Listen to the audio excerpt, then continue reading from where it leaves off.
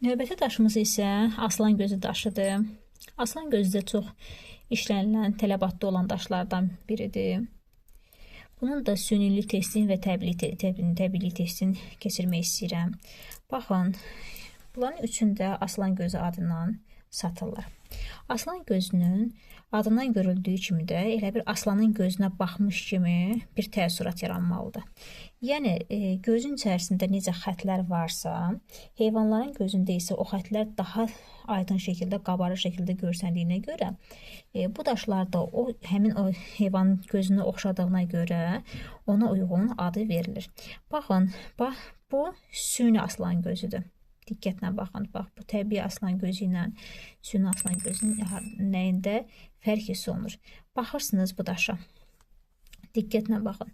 Daşın özündəki xətlərə cilalanmış hissə olmasına baxmayaraq, amma günlük gözəlliyində keçidləri var. Daşın özündə o gözəllik hiss olunur.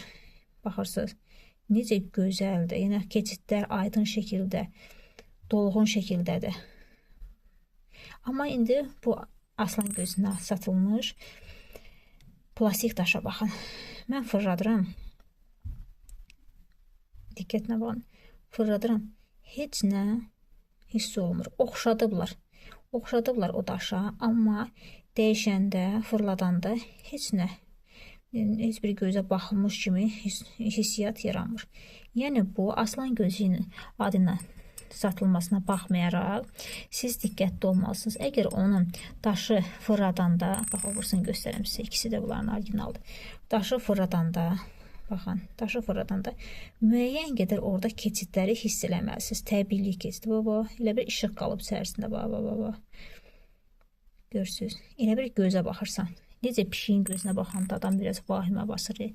Bax, aslan gözü daşı da, bax, keçidlərə baxanda elə bir gözün içərisinə baxırsan. Aydın oldu. Amma süni, bu da təbiidir. Amma süni daşın müqayisə eləyəndə keçiddə onun gözə bənzərliyi, bax, bunların ikisi orijinaldır. Gözə bənzərliyi hiss olunmur. Baxın, qəti hiss olunmur. Aslan gözü də dəhşət çox baha qiyməti olan daşlar sırasında deyil, amma onun da sünisi çox təəssüf ki, bazarda var. Yəni, elə də dəhşət baha qiyməti olmadığına görə çalışın həmişə onun orijinalını alıb, orijinalından əl işləri düzəldəsiniz. Bu aslan gözü. Sonra ametist daşı. Ametist daşının bir belə iri forması var. Baxın.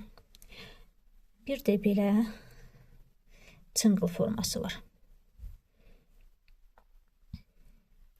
Ametist daşının özəlliyi ondan ibarətdir ki, elə bir sən içərisində nəsə sınıb qalıb, elə bir şüşə sınıb qalıb. Bax, böyük formasına daha yaxşı görsənir. Elə bir sən nəsə sınıb, o içində saxlayıblar. Görürsünüz.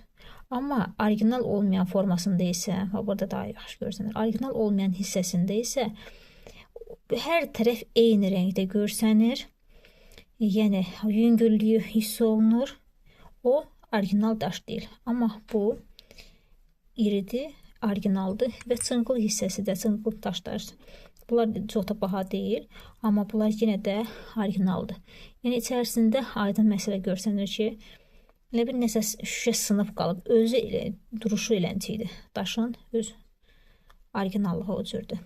Mən əsasən təlimdə daha çox məşhur olan, daha çox tələbatda olan daşların orijinallığını ya da süniliyini sizə göstərəcəm ki, sizə rahat olsun. Amma daşların sayı hesabı yoxdur.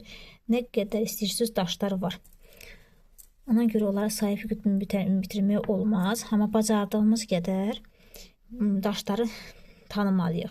Siz də illərlə işlədikcə, yavaş-yavaş təzə daşları tanış olduqca onların orijinallığının, süniliyini daha aydın şəkildə fərqləndirə biləcəksiniz. Növbəti təyin edəcəyimiz daş sitrin daşıdır. Sitrin daşı qiymətli daşlar sırasındadır, yəni baha satılan daşlar sırasındadır. Sitrin daşından, ametist daşının bir neçə oxşar xüsusiyyətləri var. Fərqli cəhətləri onların rəngindədir, amma sitrin daşında da, ametist daşında da eyniliklə içərisində burada sitrin daşında daha çox aydın görsənir, videoda da görsənir. Elə bir içərisində nəsə sınıb, şüşə sınıb qalıb. Amma onun öz özəlliyidir. Baxırsınız, elə bir nəsə şüşə sınıb qalıb içərisində, daşın öz içərisində. Eləcə də ki, o yuvarlaq formasında da eyni formadadır. Yəni görürsünüz, içərisində elə bir şəffaflıq var. Sonra başqa rəng çaları var, ağ rəngi var içərisində. Daşın içərisində öz özəlliyi var. Yəni bir var ki, pişik gözü daşında, fırradanda içərisindəki dolu bir hissə hiss olunur ki, yəni fırradanda içərisində pişiyin gözünün xəttləri gedir. Bax, görürsünüz, xəttləri gedir. Amma sitrin daşında necə hiss olunur? Elə bilirsən, içərisində nəsə sınıb qalıb, boşluq hiss olunur. Elə bilirsən, bəzi hissəsi boşdur. Yəqin ki, aydın videoda görsənir. Eləcə də ametist daşı da o cürdür. İçərisində sınmış nəsə hissəliciklər hiss olunur. Rəngi tünd olduğuna görə bu videodan bəlkə də yaxşı hiss olunmur.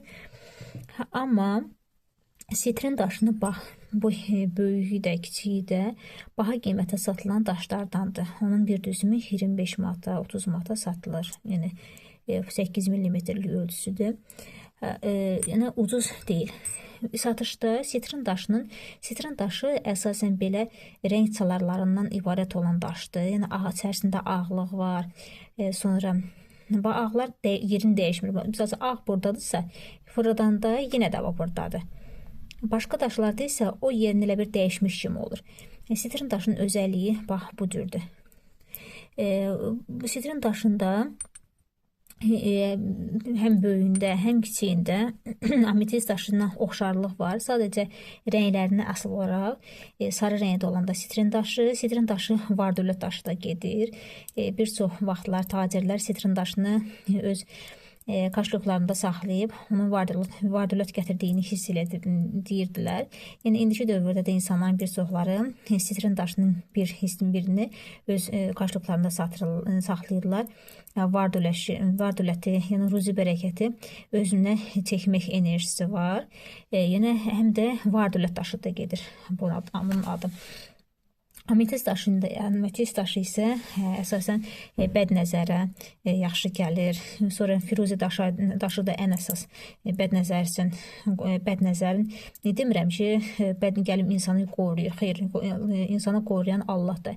Sadəcə ətrafımızda yaratdığı enerjidən, yəni bunlar daşlar təbii olduğuna görə enerji yaradır. Təbii hər bir şey enerjisi var. Enerji təbii daş olduğuna görə onlar enerji yaradırlar və o enerji bizi müəyyən qədər öz auramıza çərçivələdiyinə görə müəyyən hisslər aşılaya bilərlər bizə. Bax, bu da var-dövlət daşı, ona görə deyirlər ki, yəni ruzi bərəkəti öz üzərinə çəkə bilirsən. Ametist, bu sitrin daşının əsasən belə şəffaf növləri var, əsasən şəffaf növüdür. Amma sitrin daşının bəzi növləri var ki, onun biraz tündlük hiss olunur, amma onda da bir rəng olmur. Yəni, o rəngdə ki, sırf bir rəng görsənirsə, o təbii daş deyil. Sitrin daşında müəyyən qədər şəffaflıq hiss olunmalıdır. Belə bir şəffaflıq hiss olunmalıdır. Elə bir nəsə sınıb içərisində qalmış kimi hiss olunur. Bir də ametist daşının bir xüsusiyyəti var ki, o işıq vasitəsilə də təbii daşları müəyyən eləmək olar. Sadəcə işığı vuranda görürsünüz, diqqətlə baxın. İşığı dəhşətli şəkildə şüşədən baxmış kimi görsənməməlidir. Baxırsınız, bir hissəsində tündlük, bir hissəsində açıqlıq hiss olunmalıdır. Yəni, o daşın təbiiliyini göstərir. Yəni, bulanıq forma olmalıdır. Daş, baxmayaraq ki, daşın üzərinə tutmuşuq, fanarı düz daşın üzərinə tutmuşam. Görürsünüz, bir hissəsində tündlük, bir hissəsində açıqlıq hiss olunmalıdır. Bu, ametist daşının yoxlama testlərindən biridir. Sırf ametist daşına aid olan xüsusiyyətdir. Yəni, daş isə nefrit daşıdır. Nefrit daşla eyni düzümlə 3 ədədim mən göstərim sizə. Bax, bu nefrit daşıdır. Jade daşı da deyirlər buna. Nefrit daşı da deyilir. Görürsünüz. Yaşılın belə açıq yaşıl rənginin çalarında olur. Bax, bu formada olur. Necə bilsən, içərisində bulanıqlıq var. bulanıqlıq hiss olunur. İçərisində bulud var. Bax, bu cür formada olan daşdır. Məndə bu 6 mm-lik olan ölçüsüdür. Bunun yoxlanma, ən məşhur yoxlanma üsullarından biri. İşığın üzərinə tutursan. İndi burada videoda görsənmir. Videoda mən göstərmək istədim, nəsə alınmadı. Belə tutsam bəlkə görsünlər. Belə də.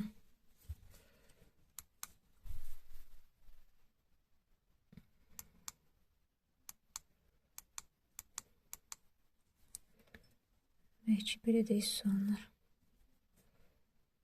Elə bir bulanıqlıq yox, elə bilsən buludlu bir nəsə var. Nəsə elə bir. Baxırsınız, işıq birbaşa keçmir. Bir işıq vuram.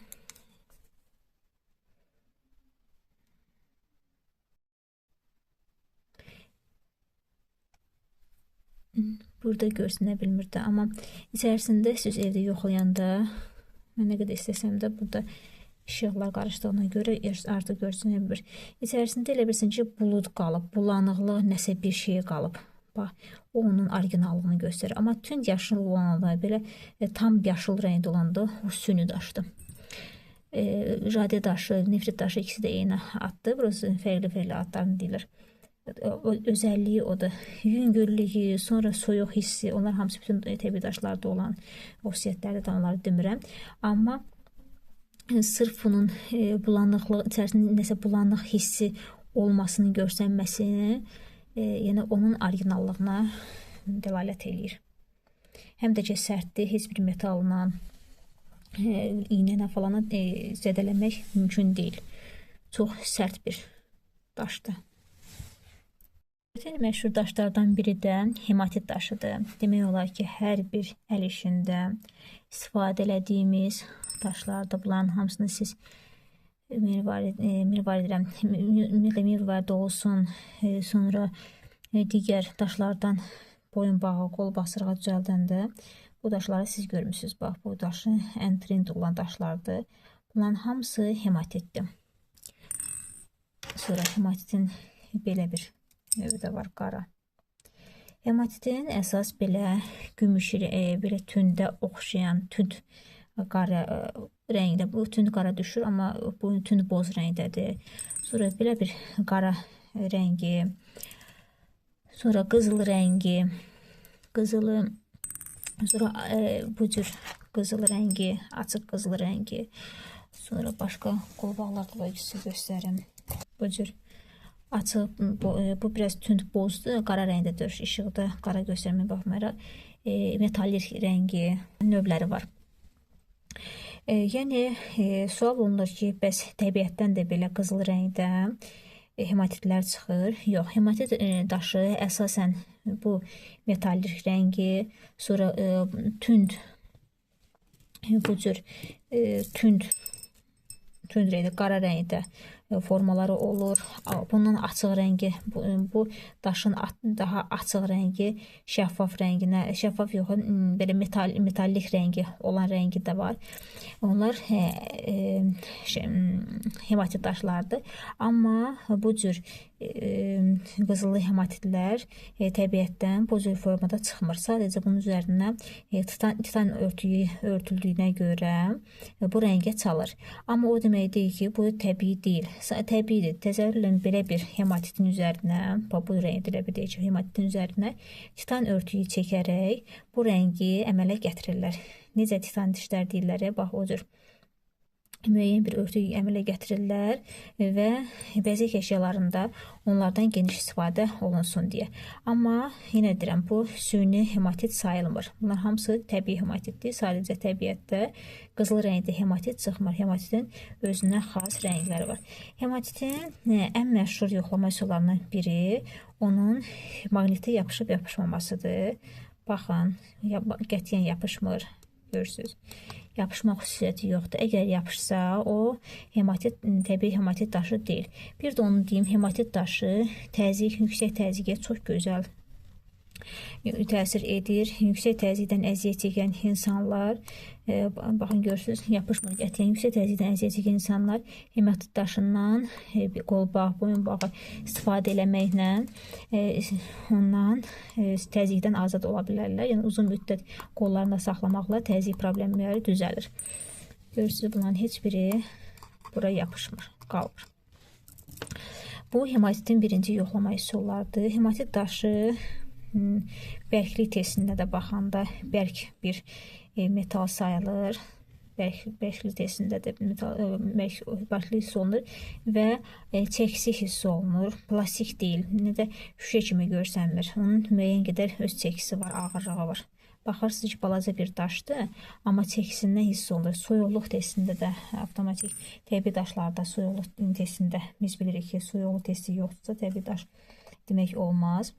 Üsullarla siz təbii hematit daşını digər daşlardan daha aydın şəkildə ayıra bilərsiniz. Hematit daşı çox da baha qiymətə satılan daşlar sırasında deyil.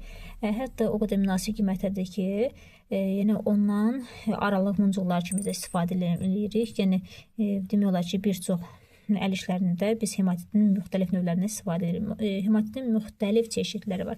İstəyirsiniz bu cür forması, istəyirsiniz yumru forması, istəyirsiniz oval forması, rom forması, hər bir formasında, üçbucaq forması, hər bir formasında alıb istifadə edə bilərik. Aralı muncuq kimi istifadə edə bilərik. Yəni hər bir misalın təbii daş qoyulur, arasında bu cür mirvardan, yadınızda ki, qırmızı mirvari daşlardan istifadə edəndə bu hematitdən istifadə eləmişdik.